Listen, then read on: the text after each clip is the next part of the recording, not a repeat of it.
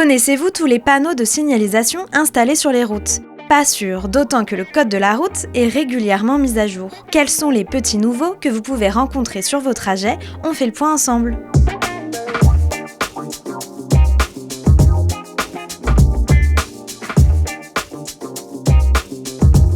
Souvent oubliée, voire méconnue des automobilistes, une règle pourtant indispensable protège les véhicules stationnés sur une bande d'arrêt d'urgence. Il s'agit du corridor de sécurité. Il oblige le conducteur à quitter la file de droite pour mettre une distance avec le véhicule présent sur la bordure. Sur l'autoroute, prêtez donc attention à ces 3 nouveaux panneaux: je ralentis, je m'éloigne et enfin je change de voie si possible.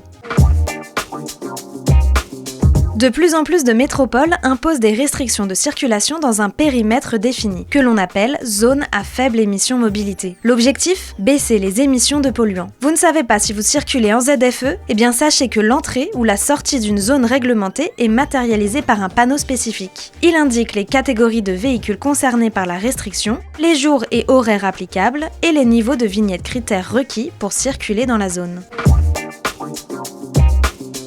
Chaque année, du 1er novembre au 31 mars, vous devez vous munir d'équipements adaptés aux conditions hivernales dans 34 départements français. Pour prévenir les automobilistes, les communes concernées ont installé des panneaux matérialisant les zones réglementées. Il s'agit des panneaux B58 et B59 qui vous indiquent l'entrée et la sortie de la zone. À ne pas confondre avec le panneau B26 qui indique la zone où le port de chaînes ou chaussettes à neige sur au moins 2 roues motrices est obligatoire.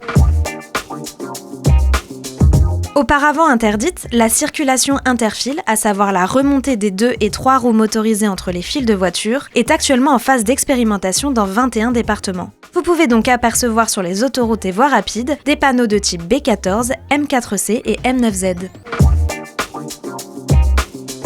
Les voies de circulation réservées ne se limitent plus aux services de transport public et aux taxis. Un nouveau panneau en losange installé en France autorise les véhicules transportant au moins 2 personnes et les véhicules munis d'une vignette critère 0 à circuler sur cette voie réservée. Le panneau CE52 annonce quant à lui un emplacement ou une aire de stationnement réservée au covoiturage. Ne passez donc pas à côté, il pourrait vous être très utile.